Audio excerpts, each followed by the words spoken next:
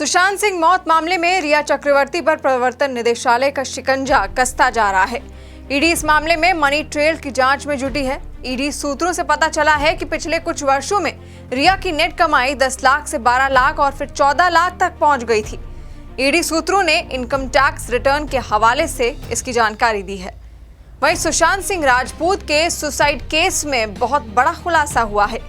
सुशांत की पूर्व मैनेजर दिशा सालियान की मौत 9 जून की रात 1:30 बजे के बाद हुई थी, जबकि सुशांत की गर्लफ्रेंड रिया चक्रवर्ती सुशांत का घर छोड़कर 8 जून की दोपहर को गई थी।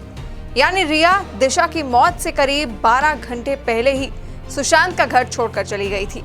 इसके बाद 8 जून से लेकर 14 जून तक रिया और सुशांत के बीच कोई बात नहीं हुई।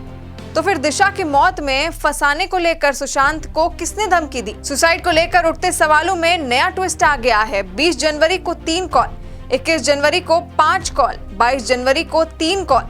दावा है कि इसी तरह सुबह शाम रिया का फोन सुशांत को परेशान करता था।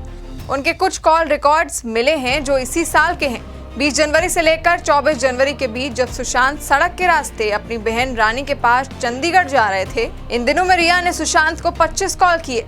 कभी 2 मिनट बात हुई तो कभी 3 मिनट, कभी 5 मिनट। ये फोन कॉल बताते हैं कि सुशांत कुछ दिन रिया से दूर अपने परिवार के साथ बिताना चाहते थे, लेकिन शायद रिया को मंजूर नहीं था। सूत्रों से खबर है कि पिछले साल नवंबर में भी सुशांत अपनी 3 बहनों के साथ चंडीगढ़ जाना चाहते थे। इसके लिए टिकट भी बुक हो गई थी, लेकिन रिया ने उन्हें जाने नहीं दिया। इस संबंध में दर्ज की गई एफआईआर में सुशांत के परिवार ने आरोप लगाया था कि रिया उन्हें फोन तक उठाने नहीं देती। सूत्रों से खबर मिली है कि सुशांत सिंह राजपूत ने दिसंबर में भी नए नंबर से परिवार को फोन किया था। सुशांत मदद के लिए तड़प रहे थे।